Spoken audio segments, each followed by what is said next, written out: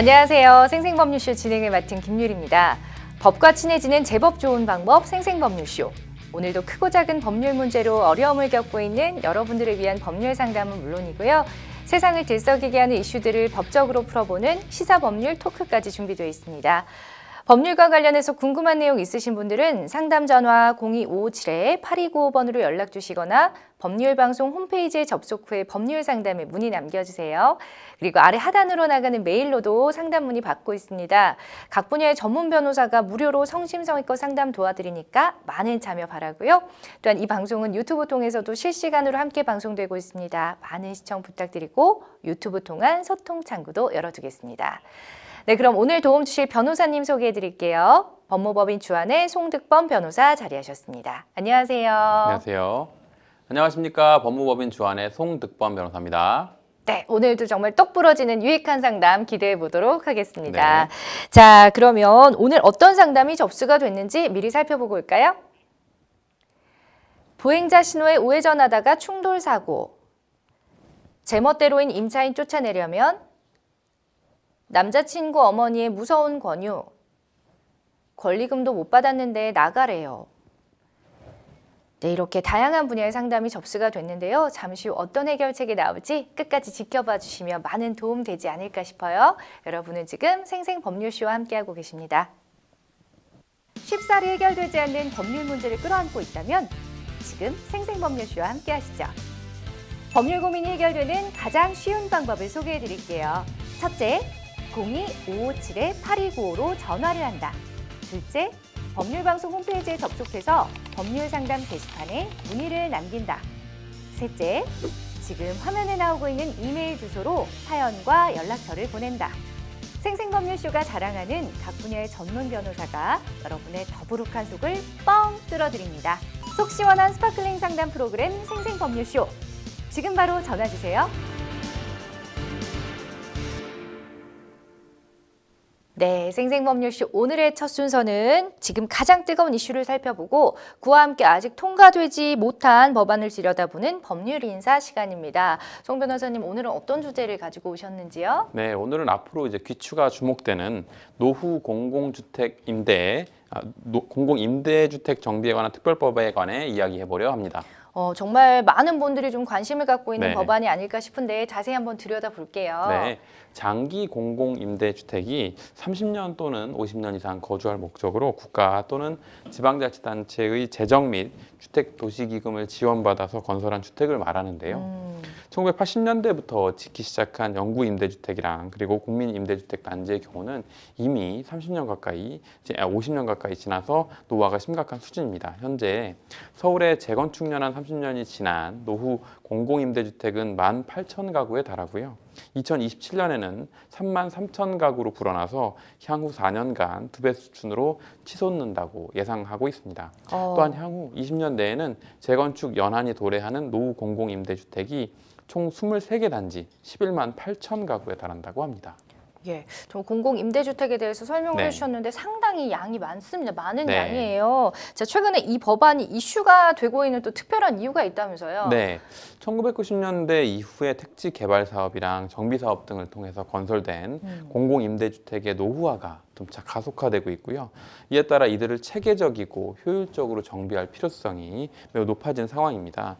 그래서 장기 공공임대주택 입주자 삶의 질 향상 지원법 등이 제정돼서 이를 규율하고는 있는데 동법은 적용 대상이 되는 공공임대주택의 범위를 매우 한정적으로 정하고 있고요. 또 공공임대주택 단지 전체를 사업 주체가 소유한 경우에만 재정비 사업 실시가 가능하도록 정해져 있어서 한계를 가지고 있다는 지적이 있었습니다.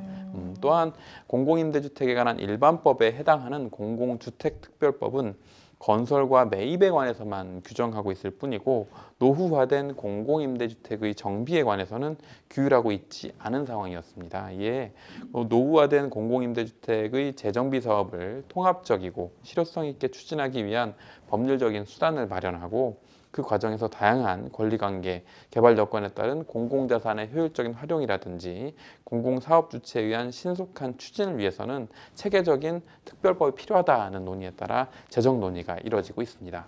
그러면 법안의 구체적인 내용이 이쯤 되면 좀 궁금해져요. 자세히 들여다볼까요? 네, 순서대로 나눠 설명드려볼게요. 첫 번째로는 이제 노후화된 공공임대주택의 재정비 사업을 통합적으로 추진하기 위해서 공공임대주택으로 구성된 단지뿐만 아니라 공공임대주택이 포함되어 있는 공공주택단지를 사업의 대상으로 삼는 게 일단 법률안에 2조에 담겨 있고요.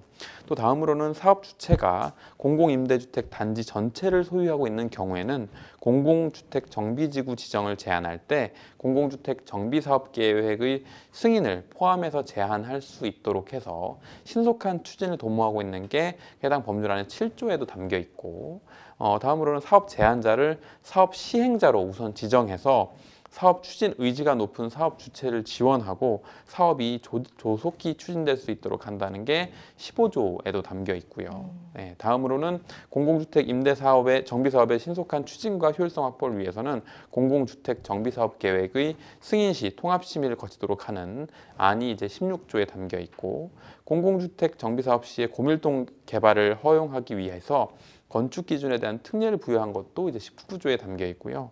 다음으로 이제 구역 내 기존 토지, 건축물 소유자 등의 재정착을 위해서 협의 양도 시에 현물 보상을 실시하는 내용이 28조에 담겨 있고, 마지막으로는 이제 기존 공공주택 임주자들의 보호를 위해서 이주 신청이나 공공임대주택의 일시 사용 그리고 임시 이주단지 조성에 관한 특례를 둔 것이 30조, 32조에 담겨 있습니다.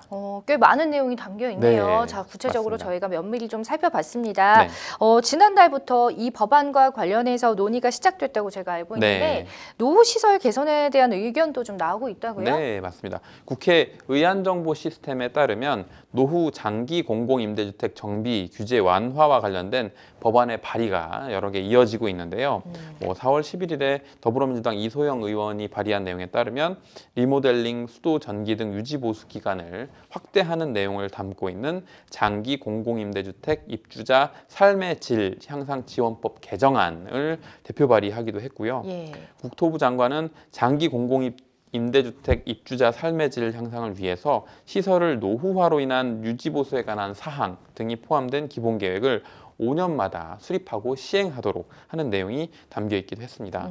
하지만 지난 2018년에 수립된 제1차 기본 계획은 2019년부터 2023년까지였는데 리모델링 등 유지 보수의 기준을 준공 후 15년이 지난 장기 공공임대주택 중에 50년 이상 임대주택만으로 한정했었고요. 이 의원은 이에 대해서 시설 노후화에 따른 유지보수 대상에 30년 이상 장기 공공임대주택도 포함하도록 개정안을 마련했습니다. 이렇게 되면 대상이 넓어지는 효과가 있고요. 다음으로 이제 같은 당 우원식 의원 같은 경우는 장기 공공임대주택 재정비 사업 규제를 완화하는 내용을 담은 같은 법 개정안을 3월 말에 발의하기도 했는데요. 장기 공공임대주택의 경우는 대부분 한국주택토지공사 LH나 지자체 도시개발공사의 소유에 해당하는데 민간 재정비 사업에 비해서 소유자 동의 요건 확보가 수월하지만 단지 내 주택뿐만 아니라 민간에 분양된 단지 내 상가 소유자 분까지 확보해야지만 재정비 사업 추진이 가능하다는 이런 문제가 있어서 개정안에서는 상가를 포함한 단지 전체 소유를 요건으로 했던 것을 단지 내 주택 전체를 소유하고 있는 경우로 완화했습니다. 즉 민간 소유인 상가 동의가 없어도 사업에 속도를 낼 수 있는 개정안을 마련한 것인데 우 의원실 관계자는 30년 전후 노후 공공임대주택 단지가 갈수록 늘어나면서 노후화된 시설로 실생활에서 불편을 호소하는 입주민들이 늘고 있어서 노후 공공임대주택 단지의 원활한 재정비와 입주민들의 주거 환경 개선을 위해 노력할 것이라고 밝혔습니다. 발의된 개정안은 이달 임시국회부터 본격 논의될 것으로 예상되고 있습니다. 아, 그렇군요. 자, 기존에 사실 공공임대주택 입주자를 보호하기 위한 장치가 필요하다는 계속 그런 얘기들이 있어 왔잖아요. 이번에 또 국회의원들이 또 이와 관련한 좀 내용을 좀 발의한 건 없는지요? 네, 해당 내용도 담겨 있습니다. 한정혜 국회의원, 더불어민주당 의원이 발의한 노후 공공임대주택 정비에 관한 특별법에 이 내용이 담겨 있는데요. 공공주택 정비사업 시에 기존 입주자가 이주를 신청할 경우에는 신청 순위에도 불구하고 우선적으로 배정하도록 하는 내용을 담았고요. 다음으로 정비사업 시행 기간 동안에는 다른 입주 신청자에 우선해서 기존 공공임대주택을 우선 사용할 수 있도록 하는 내용을 담기도 했고, 또 임시 이주단지 조성을 위해 국가지방자치단체, 공공기관 또는 지방공사가 소유한 조성한 토지를 공공주택 정비사업자에게 우선적으로 공급할 수 있도록 하는 내용을 담았습니다. 한 의원실에 따르면 법안 발의 목적에 대해서 공공임대주택은 1980년대부터 본격 시행돼 현재 30년 정도 경과했는데 기존 공공주택은 매우 노후화됐을 뿐만 아니라 오랜 세월 경과로 인해서 도시계획과 부합하지 않는 측면이 많아서 지역 내에 다양한 문제가 발생하고 있다고 현황을 분석했고, 그래서 한 의원실에서는 특별법이 처리되면 공공주택 정비 사업이 신속하게 이루어질 뿐만 아니라 고밀도 개발도 가능해지기 때문에 우리가 기존에 생각했던 공공주택 단지가 이제는 진짜 소유가 아니어도 정말 괜찮아질 수 있다. 그래서 살기 좋은 주택 단지로 탈바꿈할 수 있어서 도시 전체가 한 단계 업그레이드 될 수 있는 좋은 요인이 된다. 이런 점으로 분석했습니다. 그렇죠. 정말 다 같이 주변 환경도 네. 그렇고 더불어서 깨끗해지고 쾌적해지면 서로 네. 좋은 거니까요. 그러니까요. 네, 자 오늘은 노후 공공임대주택 정비에 관한 특별법에 대해서 이야기를 나눠봤습니다. 자, 이슈와 법률에 대해서 살펴보는 법률 인사 함께하셨고요. 지금부터는 저희 생생법률쇼가 자랑하는 성심성의 무료 전화 상담 또 이어가 보도록 하겠습니다. 지금 또 전화가 바로 연결돼 있다고 하니까 받아볼게요. 여보세요. 여보세요. 네, 안녕하세요. 예, 수고하십니다. 네, 감사합니다. 어떤 점이 궁금해서 전화 주셨나요? 교통사고 때문에 그러는데요. 예. 그 사거리에서 신호를 받고 네. 정지 상태에서 이제 신호가 떨어져서 신호 중에 가고 있는데 네. 출발해서 이제 가는데 우회전 차량이 예. 그 신호를 무시하고 와서 내 차 뒤쪽을 받았어요. 예. 그러니까 상담자님 분의 차 뒤쪽을 박았다는 거죠? 예. 내 직진 차량, 우회전 차량이 내 네네. 직진 차량을. 예. 예. 그랬는데 지금 보험사에서는 네. 나한테 과실이 있다 그러는데 그게 과실이 있는가를 그 우회전 차량이 예.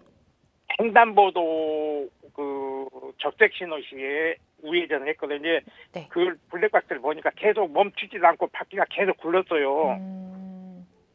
예. 그 우회전 시에는 내가 교통법규 저기로 볼 때는 우선 멈춤을 해야 원칙인데 예. 우선 멈춤을 안 하고 바퀴가 계속 굴렀어요. 횡단보도 네. 신호등 무시하면서부터. 네. 그런데 보험사에서는 나한테 과실이 있다. 이런데 어떻게 되는가 해서요. 알겠습니다. 일단 지금 상황을 잘 설명을 해주셔서 어떤 상황이었는지는 저희가 알겠는데요. 지금 옆에 지금 송득범 변호사님 같이 듣고 계셨어요. 자세하게 또 질문해 가면서 좀 상담을 해주시는 게 더 편할 것 같아서 바로 연결 도와드리겠습니다. 네. 네, 안녕하세요. 법무법인 주한의 송득범 변호사입니다. 아이고, 수고하십니다. 네, 지금 이제 말씀하신 내용은 제가 옆에서 들어봤고 몇 가지 추가로 좀 여쭤보고 나서 답변을 좀 드려볼게요. 네네. 그러면 이제 말씀하신 것처럼 이제 신호가 바뀌어서 직진으로 갔는데 이제 우회전하는 차량이 본인이 운전하는 차의 후미를 추돌한 건가요? 예, 그렇죠. 네, 부딪힌 부위가 뒤쪽이었고 그 다음에 그 도로 폭과 관련해서 이게 가령 사거리였다고 하면 본인 사연자분의 직진 차선이 폭하고 그다음에 상대방이 들어오는 폭이 다른 곳도 있고 뭐 더 어디가 더 좁고 넓고도 있을 텐데. 우리 쪽이 넓죠. 우리가 큰 길이고. 네. 우리는 4차선 편도 2차선이고 그쪽은 편도 1차선이에요. 2차선이고 1차선이에요. 네. 그다음에 그 우회전 차량이 그 우회전을 할 때 아까 말씀하신 내용에 얼핏 뭐 일시정지 의무 위반이 있는 것 같다라고. 신호 위반이죠. 신호 위반. 신호 위반. 그러면 그쪽 건널목 격색 신호를 건너야 할 사람들이 없어도 멈췄어야 되잖아요. 건널목 그러니까 그러니까 보행 신호가 초록불은 아니었다는 거죠. 맞나요? 그렇죠. 예. 네. 그러니까 보행 신호가 보행자가 없는. 보행 신호가 네. 녹색. 보행 신호가 녹색이었다. 네, 사람이 지나가야 할 그 직진 차선이 떨어진 지 얼마 안 됐으니까 당연히 보행 신호가 떨어질 거 아니에요. 네. 그런데 그 신호를 무시하고 내 차로 와서 받았다는 이야기죠. 네. 신호 위반인데 네. 그걸 나한테 과실이 있다고 해서 네. 어떻게 됐는가 해서 한번 여쭤보는 거예요. 그러면 보험사에서는 지금 과실비율 본인의 과실비율이 20%가 인정될 것 같다라고 말씀하셨다는 거죠? 예. 네. 그다음에 상대방이 우회전을 할 때 우회전 각도가 가령 이제 끝 차선에서 끝 차선으로 우회전을 해야 하는데 그 아니 각도를 굉장히 넓어요. 네. 우회전 도는 그 저기가 굉장히 넓게 잡아졌어요. 상대방이 대회전했다는 그런데 말씀이신 건가요? 가쪽으로도 안 오고 네. 한 중심으로 이렇게 회전을 했어요. 중심으로. 그러면 네. 말씀하신 거는 이제 상대방이 대우회전을 했다? 그렇죠. 말씀이실 걸까요? 가쪽으로도 우측으로 붙어서 우회전을 한 게 아니고 네. 그냥 한참 떨어진 상태에서 이렇게 회전을 했죠. 그다음에 그럼 상대방이 그 우회전을 하는 과정에서 뭐 네. 상대방이 뭐 현저한 과실이 있는 부분에 대해서도 확인된 게 있을까요? 가령 뭐 핸드폰을 보고 있었다거나 아니면 뭐 음주라든지 기타 다른 부분에 대한 사실은 확인된 건 없으신 거고요. 예. 네. 일단은 제가 그 본인께서 말씀하신 내용과 관련해서 설명을 이제 조금 드려볼게요. 네. 그 본인께서 차선이 더 넓고 그다음에 네. 상대방의 차선이 더 좁은 상태에서 본인이 직진을 하고 상대방도 이제 우회전을 하는 상황인데 뭐 말씀하신 내용에는 상대방 쪽이 우회전 진입을 할 때 뭐 횡단보도에 뭐 사람이 건너는 초록 신호가 켜져 있었고 따라서 우회전 차량이 일시정지를 해야 되는데 일시정지를 안 했다. 혹은 이제 뭐 신호를 일시정지가 위반했다. 아니라 멈춤을 해야죠. 횡단보도니까. 그거는 그러니까 그 부분까지 들어가면 내용이 굉장히 깊어지는데 본인께서 생각하시는 부분 말고요. 그러니까 정확하게 지금 말씀드리면 우회전 차량은 횡단보도가 초록불이 켜 있는 경우에도 갈 수 있어요. 일시정지 의무가 생긴 거죠. 그러니까 여기에서 일시정지 의무 위반이냐 아니냐가 들어가는 것이고 신호 위반인지 여부는 이제 별도의 논의로 가는 것이고요. 그래서 근데 네. 그 보면은 바퀴가 계속 멈추지도 않고 계속 불었어요. 그러니까 그거는 본인께서 말씀하신 내용에 대해서 이제 아마 정확하게 뭐 보험사라든지 만약에 이게 형사적으로 문제가 된다고 하면 담당 수사관이 블랙박스를 분석했을 테고 지금 말씀하신 내용에 또 비춰보면 뭐 그런 부분이 있다라고 본인께서 말씀하시는 건 이해를 해요. 그래서 이제 원칙적으로 보면 그 직진 차선하고 직진 차량하고 우회전 차량하고 사고에 대해서 과실 비율 책정에서는 원칙적으로 대로변 차로에 주행하는 직진 차선이 우선하기는 합니다. 그래서 과실 비율 산정과 관련해서 말씀하신 것처럼 뭐 이쪽은 2차선이고 저쪽이 1차선이다. 그러면 직진 차선이 진입하는 차량의 우선순위가 당연히 직진 차선에게 있고 따라서 상대방이 우회전하는 차량인 경우에 과실 비율에서 다만 이 경우에 100대 0은 아니에요. 그러니까 본인 차량이 넓고 직진이고 상대방이 우회전이라고 해서 100대 0이 되는 건 아니고요. 다만 여기에서 그 과실 비율에 산정하는 몇 개 사유들이 있고 그런 사정들이 포함이 되게 되면 과실 비율이 올라가고 내려가고 이런 부분이 참작이 될 건데 아까 말씀하신 것처럼 그 상대방 차량이 대우회전을 한 게 맞다고 하면 그 우회전을 할 때 그 차 폭에 붙어서 우회전해야 하는데 그를 위반하고 크게 회전을 해서 직진 차량하고 추돌 사고가 발생했다면 이 경우에도 그 상대방의 과실 비율이 10% 늘어나고 본인의 과실 비율은 10%가 줄어드는 그러니까 상대방이 10% 올라가는 효과를 발생시킵니다. 그래서 대우회전이 맞다고 하면 상대방에게 또 10%가 가산되는 사정이 발생하고요. 그 다음에 현저한 과실이 있었다고 하면 그러니까 아까 말씀드린 것처럼 뭐 우회전을 할 때 뭐 차량 핸드폰을 보고 있었다든지 이런 사정이 있다면 또 상대방한테 10%가 가산되는 사정이 있고 본인이 아까 말씀하신 것처럼 상대방이 우회전을 할 때 일시정지 의무의 위반 초록불이 켜져 있어서 횡단보도에서 차량 그 보행자가 횡단해야 되는 상황인데 바퀴가 움직이는 게 있었다. 뭐 그 부분은 지금 본인께서 생각하시는 거 이외에 그 보험사에서도 그 부분을 명확히 인지해서 그게 신호 위반이다. 차량이 우회전을 할 수 없는 신호 위반이다라고 하면 신호 위반에 따른 또 상대방의 과실 비율에 가산이 있을 것이고 지금 근데 다만 그 말씀하신 내용에 비춰봐도 그 사연자분이 다소 유리한 상황인 것 같기는 해요. 왜냐하면 보통 일반적인 이런 직진 차량과 우회전 차량의 추돌 사고에서 쟁점이 되는 경우는 가장 많이 뭐가 발생하냐면 양 차량 사이의 전방 추돌 상황에서 그 누가 우선순위가 있냐가 발생하는 경우가 많은데 심지어 지금 사연자분의 후미를 그 해당 우회전하는 차량이 추돌을 했다면 명확하게 본인 그 사연자분이 직진을 먼저 선진입한 상황인 게 명확하게 확인이 되는 것이거든요. 그러면 선진입 차량에게도 당연히 과실비율 산정에 있어서 더 낮게 인정되는 게 맞고, 후 진입 차량이 전방 주시를 해서 직진 차량을 주시하고 우회전했어야 되는 과실도 있을 것 같아요. 그래서 말씀하신 것처럼 보험사에서 그 20% 본인은 100대 0으로 상대방의 전체 과실로 인정돼야 될 것 같은데 보험사에서 뭐 20%에 대한 부분에 대해서 과실을 얘기하는 것 같은데 이게 좀 부당한 것 같다 말씀하셨는데, 네, 그 부분에서 말씀하신 내용이 일부 일리는 있어 보여요. 그리고 사고 경위와 관련해서도 본인께서 더 우위에 있는 상황은 맞는 것 같고, 다만 그게 100대 0까지 가냐, 뭐 90대 10이냐, 80대 20이냐라고 하는 건 구체적인 사고의 경위에 대한 블랙박스 영상, 본인 차량의 블랙박스 영상도 있고 또 상대방 차량의 블랙박스 영상도 있어서 두 개를 아마 종합적으로 고려해서 보험사에서 이 과실비율 인정 여부에 대해서 본인한테 의견을 물어보고 최종적으로 그게 뭐 양 보험사가 판정을 할 수도 있고요. 그 보험 과실 비율과 관련해서 내가 인정하지 못하겠다라고 하면 거기에 대해서 별도로 이제 이의할 수 있는 절차도 마련되어 있기는 하니까요. 지금 본인께서 말씀하신 부분에서 상대방 차량, 지금 아마 지금 본인께서 가장 강하게 지금 어필하고 싶으신 부분은 상대방이 신호위반이었다. 초록불이었으니까 상대방이 바퀴가 슬금슬금 움직였다.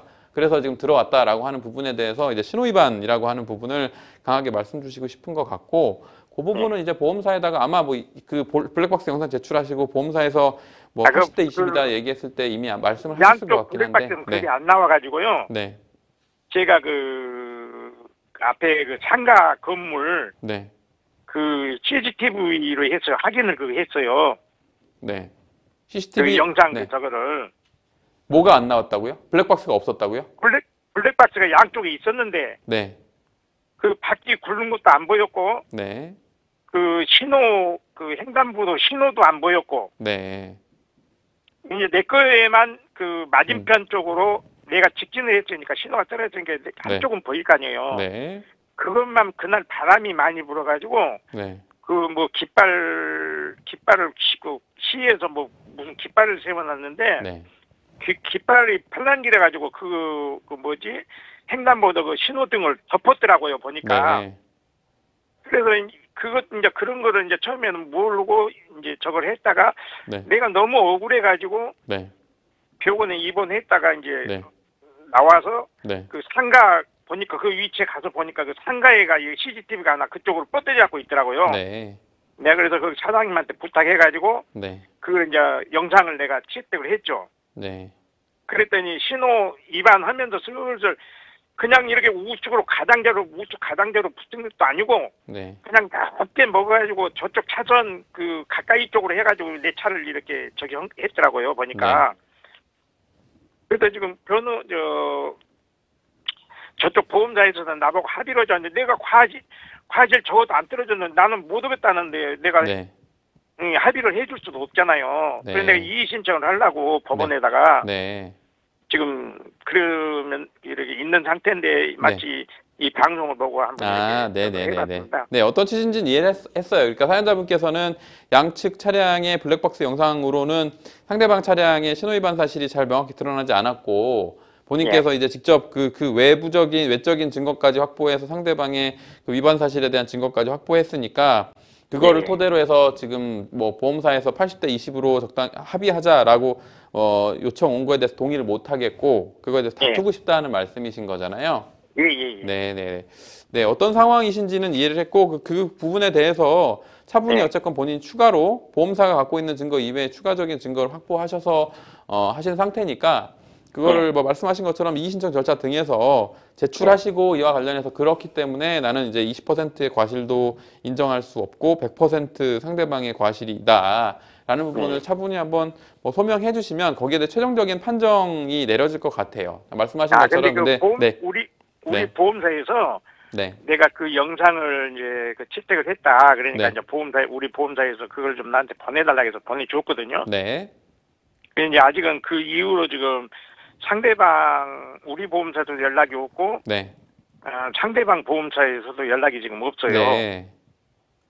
지금 이 결과가 나오면은 이제 나는 이제 만약에 내 과실이 있다고 한다면은 법원에 이제 이의 신청을 할 그러시죠. 거고. 네네네. 그 말씀하신 것처럼 본인께서 정확히 지금 현재 어떤 게 문제인지 상황에 대해서도 인식을 하신 것 같고, 그다음에 예, 예. 보험사에다가도 이제 추가로 본인이 확보하신 그 영상에 대해서도 제출을 하신 상태니까 거기에 예, 예. 따라서 또 말씀하신 것처럼 그 보험사에서 이 과실 비율과 관련 당초에 80대 20으로 산정했던 그 과실 산정 요소 이외에 추가적인 사정에 대해서는 아직 그 확인한 후에 어떤 반응이 있었던 건 아니니까 그 보험사에서도 이 부분에 관해서 추가적 내부적으로 이 추가 자료를 보고 또 논의를 하고 그거에 따라 그러면 이게 뭐 합의로 20%의 과실을 인정시킬 사안이 아니다. 혹은 상대방 보험사와 뭐 100대 0이다. 혹은 뭐 90대 10이다. 뭐 아무튼 그게 달라질 수 있는 부분이니까 그 부분은 이제 보험사의 그 과실 비율과 관련한 추가적인 사고 처리와 관련한 회신을 기다려 보시면 될 것 같네요. 네.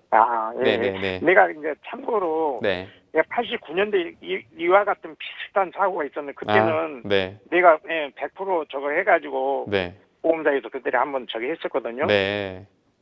그래서 내가 이제 그거 한번 경험도 있고. 근데 그러시니까요. 네. 그때 상황으로 봤을 때 지금은 네. 거기보단도 그때는 그 차량이 가장자리 쪽으로 붙어서 와가지고 네. 안전 뒤쪽이 아니고 그 네. 뒷좌석 그 사람 타고 그 문 쪽을 받았거든요. 네. 그랬는데 이제 그때도 내 과실이 없다라고 판정이 네. 보험사에서 나왔었는데 네. 이번에는 그 범버 쪽이거든요. 네. 이 범버 쪽을 쳤는데도 네. 이게 과실이 나한테 있다가니까 네. 나는 너무 억울하고 네. 이제 그러니까 이제 이런 한번 내가 그래요? 참고적으로. 네. 말씀하신 것처럼 이제 본인 차량이 선진입해서 상대방 차량이 후미추돌인 상황인 점은 확실히 본인에게 유리한 상황이고 본인께서도 네. 이 상황에 대해서 명확히 인식하고 계신 것 같으니까 그 부분에 대해서 이제 본인이 제출하신 영상 증거에 대해서 추가적으로 보험사에서 어떤 반응이 있을 것 같기는 하네요. 그래서 일단 제가 오늘 이 정도로 답변 드리겠습니다. 예. 네. 수고하셨습니다. 네, 감사합니다. 자, 어쨌든 뭐 지금 많이 좀 억울하신 입장이실 수도 있는데 네. 이게 정말 요즘에는 100% 과실로 나오는 게 좀 쉽지는 않더라고요. 예전에 네. 비해서. 그죠? 네. 자, 어쨌든 송 변호사님께서 이제 차분히 잘 상담을 도와주셨는데 아직까지 지금 결과가 나오지 않은 상태라고 네. 하니까 혹시 결과가 나왔는데도 만족스럽지 않으시다면 추후에 또 이의 네. 신청을 통해서 본인의 과실이 없다라는 것을 잘 소명해 보시면 되겠습니다. 네. 자, 상담 여기서 마무리 드리도록 하고요. 여러분은 지금 생생법률쇼와 함께하고 계십니다.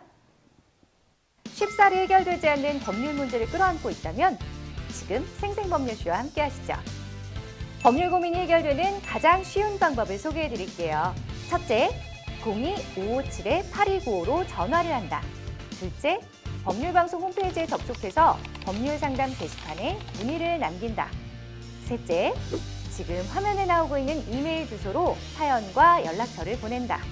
생생법률쇼가 자랑하는 각 분야의 전문 변호사가 여러분의 더부룩한 속을 뻥 뚫어드립니다. 속 시원한 스파클링 상담 프로그램 생생법률쇼. 지금 바로 전화주세요. 네, 이번에는 법률방송 이메일을 통해서 들어온 여러분의 고민 해결해 드리겠습니다. 저는 지하 1층에서 지상 4층 규모의 작은 빌딩을 가지고 있습니다. 그런데 4층에 입주한 댄스 스포츠 학원이 말썽입니다. 저는 코로나19로 힘든 상황을 생각해 2022년 4월, 5월 2개월간 월세 20%를 차감해 주기로 했습니다. 그런데 5월에 4층 댄스 스포츠 학원 계약자가 연락이 와서는 자기 멋대로 계속 월세를 차감해서 내겠다고 통보를 하는 겁니다. 저는 그건 안 된다고 말하고 6월 한 달만 더 차감해주고 7월부터는 정상적으로 내라고 했습니다. 하지만 자신들 마음대로 올 4월까지 10개월간을 월세를 차감해서 송금했죠.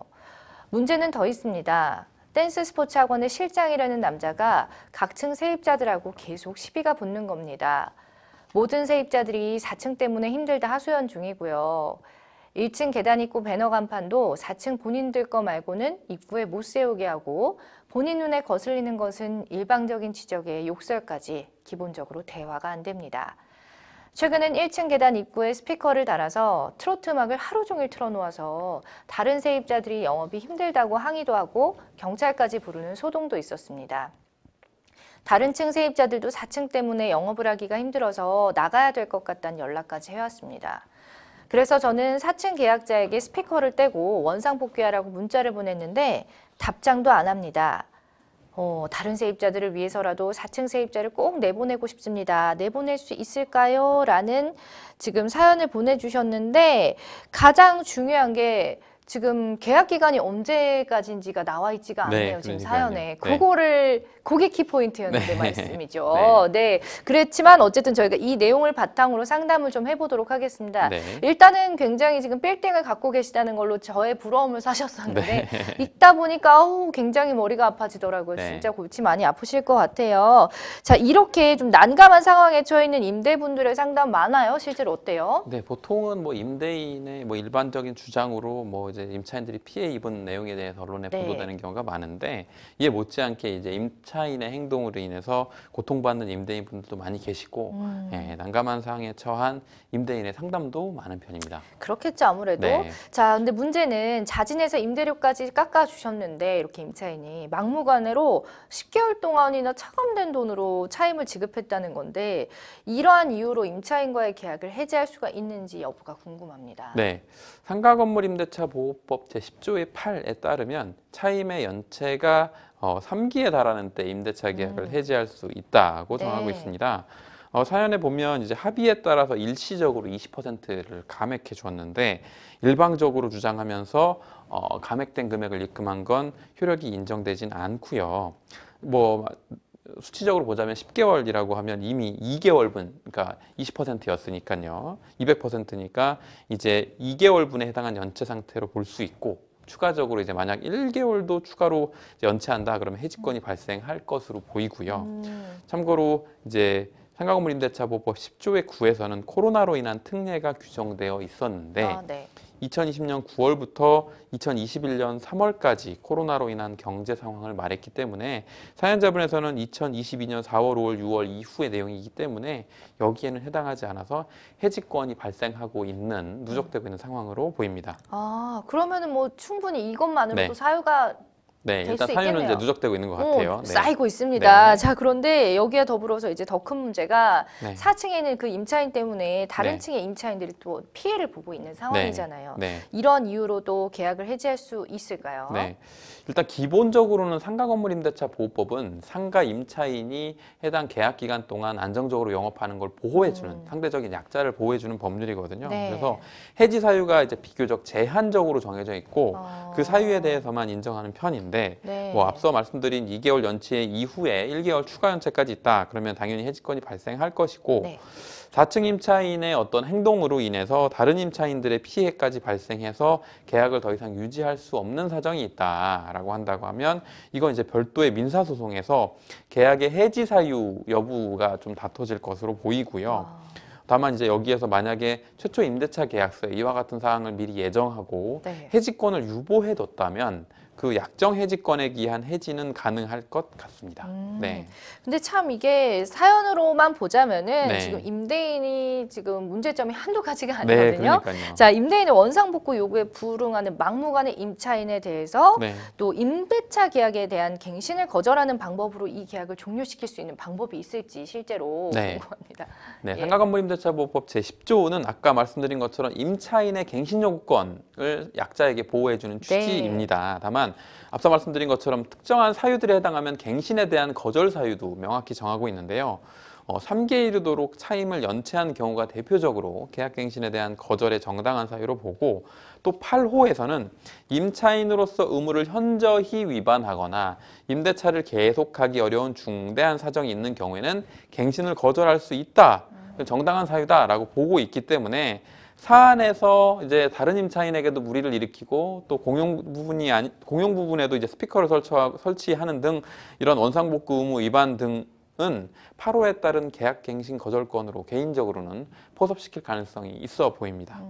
일단은 뭐 계약하기 전에 이게 외모만 가지고 뭐 평가를 할 수 없는 거잖아요. 어떤 사람이 이제 앞으로 뭐 어떻게 할지에 대해서. 자, 이렇게 계약을 작성할 때 뭐 특약사항을 뭐 꼼꼼히 적는다. 이거 외에 저는 사실 지금 떠오르는 게 없는데요. 이렇게 임차인과의 갈등 방지를 위해서 주의할 사항이 있다면 어떤 게 있을까요? 그러니까 계약서 특약에 대한 사항을 한 번 더 말씀드릴 수밖에 없는데 말씀드린 것처럼 상가 임차인이 지금 여기에 사연에서 보면 전유 부분을 사용하는 거 문제 외에도 공용 부분, 즉 계단에다가 임의로 스피커를 설치한 것도 쟁점이 된 것 같아요. 네. 그러니까 이처럼 전유 부분 이외에 공용 부분의 무단 사용에 따른 분쟁 발생 혹은 다른 임차인에 대한 피해를 일으킬 경우에는 해지할 수 있다라는 등의 해지권 유보 조항을 둔다면 이 정도는 또 법적으로 인정될 가능성도 있기 때문에 지금 말씀하시는 사연자분이 이제 빌딩을 갖고 계신 분이니까 네. 그럼 이제 향후에 임대차 계약 시에는 이런 특약 사항들을 명확하게 규정해 두셔라 이렇게 권해드리는 편입니다. 그러니까 네. 미리 유비무환 확실히 해둬야 된다. 네, 알겠습니다. 그럼 끝으로 우리 지금 막 길게 적어주셨는데 너무 지금 속상한 입장이실 것 같습니다. 우리 상담자님을 위한 조언 한 말씀 부탁드릴게요. 네, 사연에서 이제 중도 해지 사유로 볼 수 있는지 혹은 이제 계약의 갱신 거절 사유로 볼 수 있는지가 쟁점이 될 것 같고요. 향후에는 이런 사정들을 감안해서 임대차 계약서에 특약 사항으로 명확히 규정해 두시는 게 좋을 것으로 보입니다. 맞습니다. 자, 이렇게 저희가 마무리를 하고요. 이어서 또 법률방송 이메일을 통해서 들어온 고민 바로 해결해 드리겠습니다. 6개월 사귄 남자친구와의 사이에서 아기가 생겼습니다. 지금은 임신 8주째에 접어들었는데요. 남자친구와 결혼 얘기를 하고 있는데 사실 저희 둘 다 20대 중반이라 어린 편입니다. 근데 남자친구 어머니께서 결혼을 반대하시며 저를 따로 만나서 낙태를 권유했습니다. 제가 며느리로 탐탁지 않았던 것 같아요. 낙태 얘기에 저는 너무 충격을 받았지만 남자친구는 어머니와 저 사이에서 이러지도 저러지도 못하고 갈팡질팡하고 있습니다. 제가 아무런 움직임이 없으니 남자친구 어머니가 결혼은 절대 안 된다며 낙태를 하지 않을 거라면 달마다 양육비를 줄 테니 아이를 혼자 낳아서 키우라는 얘기까지 했는데요. 남자친구 어머니가 저렇게 나오니 저도 결혼할 자신이 없습니다. 하지만 낙태를 할 자신은 더더욱 없는데요. 남자친구 어머니가 너무 강경하게 나오시니 무서워서요. 법적으로 제가 보호받을 수 있는 부분이 있을까요? 라는 사연입니다. 아이고 참.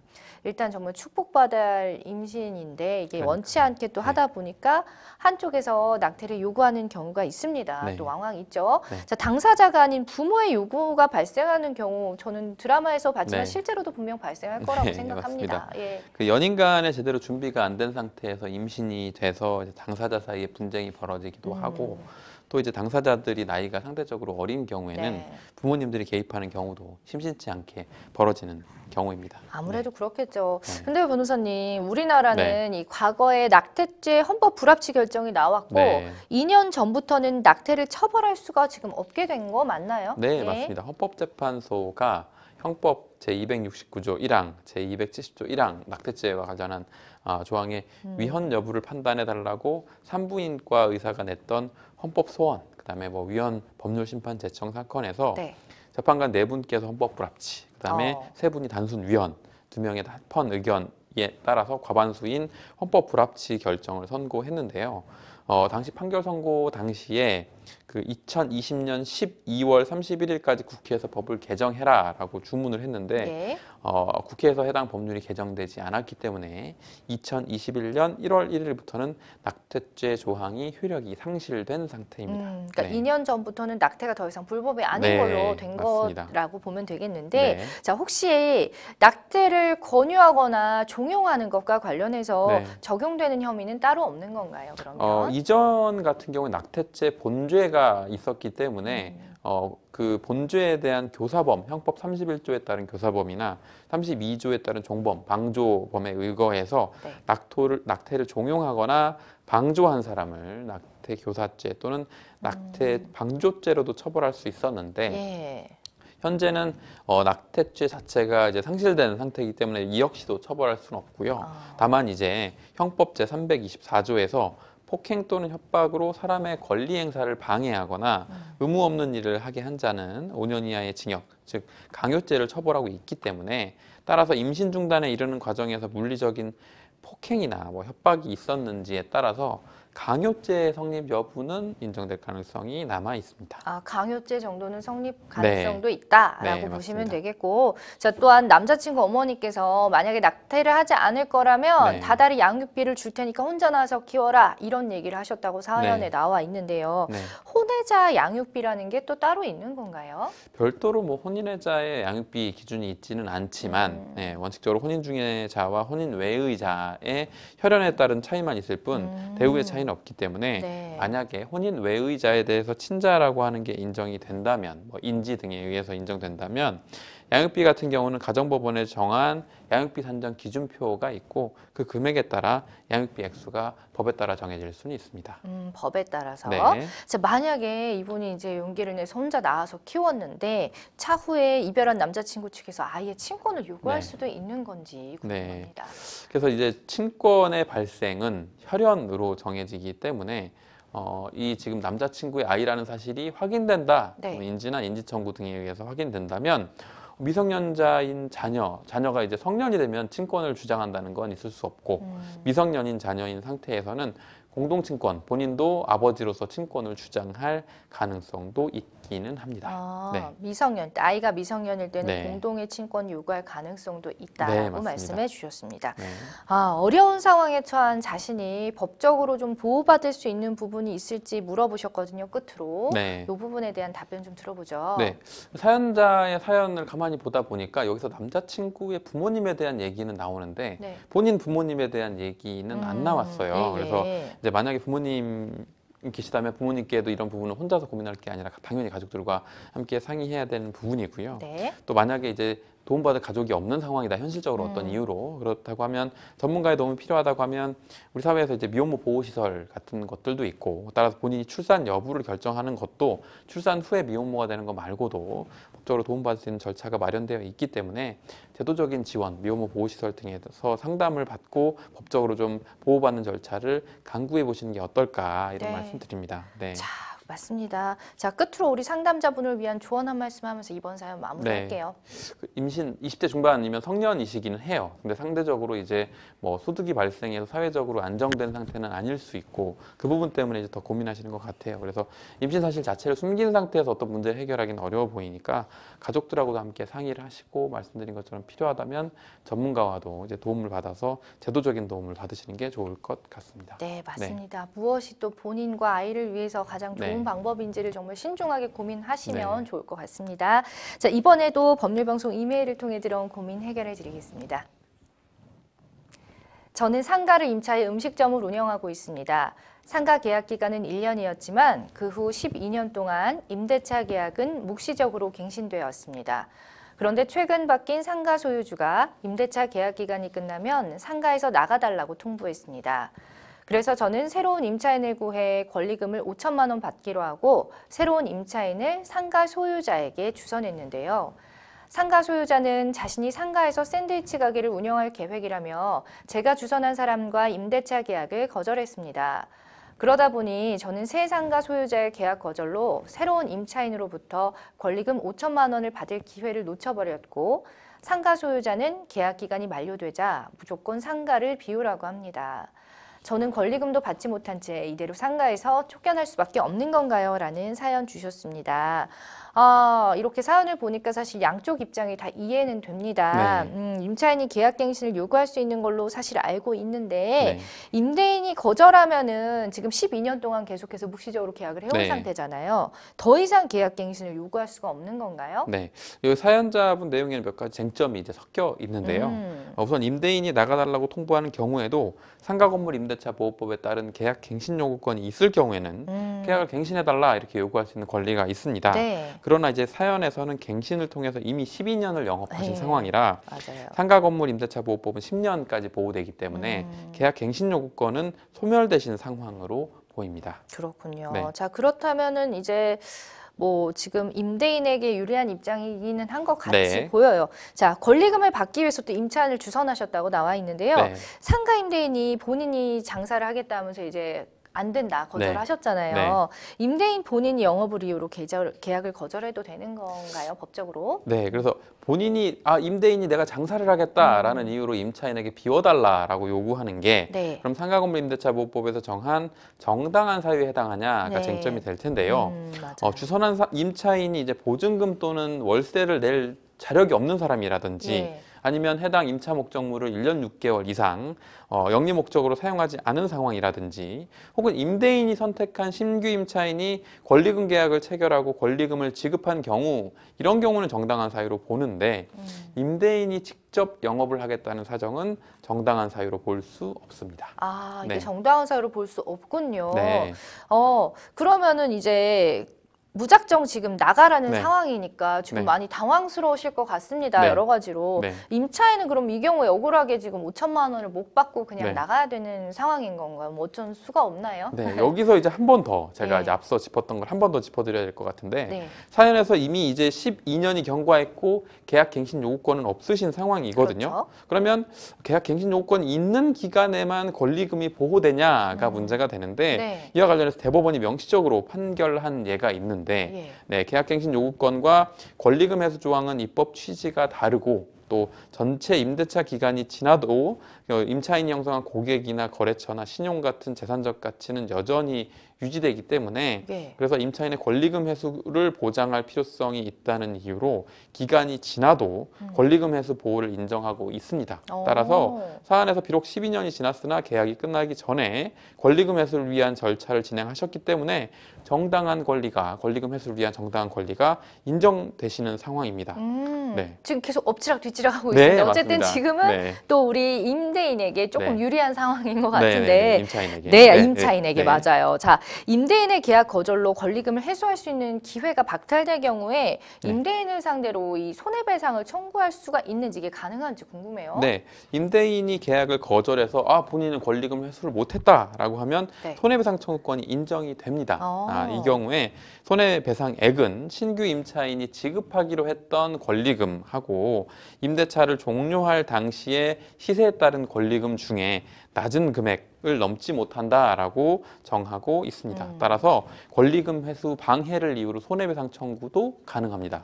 그러면은 언제까지 청구를 할 수 네. 있나요? 이게 또 시효가 있을 것 그러니까요. 같아서. 네. 네. 이 부분도 이제 같은 법에서 명확히 정하고 있는데요. 네. 10조의 4 제4항에 따라서 손해배상 청구할 권리는 임대차가 종료한 날로부터 3년 이내에 행사하지 않으면 시효 완성으로 소멸한다라고 정하고 있습니다. 종료한 날로부터 3년 이내. 맞습니다. 네, 네. 알겠습니다. 자, 아무래도 이제 소송을 조금 다퉈볼 수 있는 그런 여력은 네. 있어 보여요. 자, 소송을 하게 되면은 이제 건물의 가압류도 걸어야 하고 재판도 3심까지 있으니까 기간이 꽤 길어질 것으로 예상이 되는데 네. 이런 분쟁이 생겼을 때 좀 서로 잘 합의해서 얘기를 좀 나누면 좋을 네. 텐데 좀 좋은 해결 방법 없을까요? 너무 복잡한데 지금. 네. 예. 그래서 이제 이걸 ADR 혹은 이제 대체 분쟁 조정 뭐 이런 거라고 표현을 하는데 네네. 상가 건물 임대차 분쟁 조정 위원회라는 제도가 마련되어 있거든요. 따라서 본격적인 소송에 앞서서 상가 건물 임대차 분쟁 조정 위원회를 통해서 원만하게 신속하게 한번 해결을 시도해 보실 수도 있습니다. 맞아요. 이 분쟁조정위원회가 또 상가에도 잘 마련이 되어 있으니까 네. 이를 통해서 좀 대화로 네. 잘 이제 합의를 보시는 게 그러니까요. 서로 좋을 것 같아요. 네. 그죠? 너무 네. 힘이 빠지는 일이니까. 네. 자, 끝으로 우리 상담자분께 조언 한 말씀 부탁드립니다. 네. 앞서 제가 이제 여러 가지 이제 가능성 사안에서의 뭐 불리한 점, 유리한 점을 구분해서 말씀을 드렸는데요.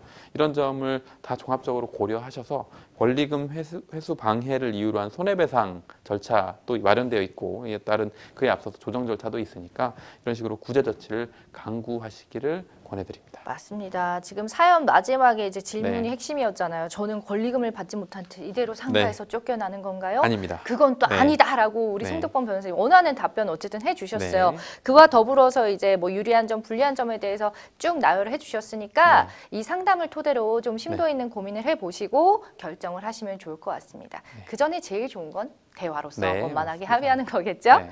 네, 자, 생생법률쇼 많은 분들의 상담 전화가 걸려오고 있습니다. 도움이 필요한 분들은 주저 말고 연락 주세요. 참여 방법 다시 안내해 드릴게요. 상담 전화 02-557-8295번 또는 법률방송 홈페이지에 접속하신 후에 법률 상담 통해서 글 남겨주셔도 되고요. 또 하단에 나가고 있는 메일로도 좀 긴 사연이다 하시면 저희가 보내주시면 상담 접수해 드리겠습니다. 각 분야의 전문 변호사가 무료로 성심성의껏 상담해 드리니까요. 여러분의 많은 참여 바랍니다. 네, 오늘은 법무법인 주한의 송득범 변호사님과 함께했습니다. 오늘 고생 많으셨어요. 네, 오늘 준비한 순서는 여기까지입니다. 시청해 주셔서 고맙습니다.